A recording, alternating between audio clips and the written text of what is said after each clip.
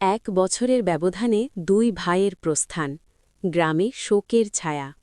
একটি মৃত্যুশোক কাটিয়ে উঠতে না উঠতেই আর একটি শোকের আঘাত।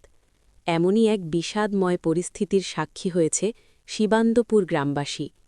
বড় ভাইয়ের মৃত্যুর ১ বছর পূর্ণ হতে না হতেই মেজ ভাইয়ের চলে যাওয়া যেন সবাইকে স্তব্ধ করে দিয়েছে।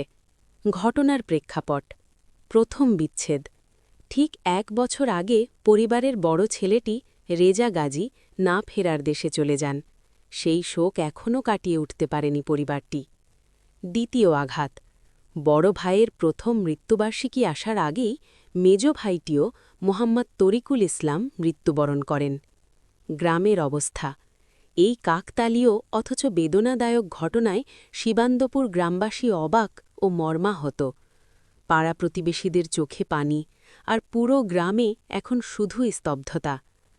শোকাতুর পরিবেশ। মানুষের জীবন প্রদীপের মতো, কিন্তু একই আঙিনায় এভাবে পরপর দুটি প্রদীপ নিভে যাওয়া মেনে নেওয়া কঠিন। পরিবারের কান্নায় আকাশ বাতাস ভারী হয়ে উঠেছে। এই কঠিন সময়ে শোকাতর্ত পরিবারের প্রতি গভীর সমবেদনা রইল। সৃষ্টিকর্তা তাদের এই শোক সইবার শক্তি দান করুন। আপনাদের গ্রামের এই দুঃখজনক ঘটনাটি সত্যিই মনকে নাড়া দেয়।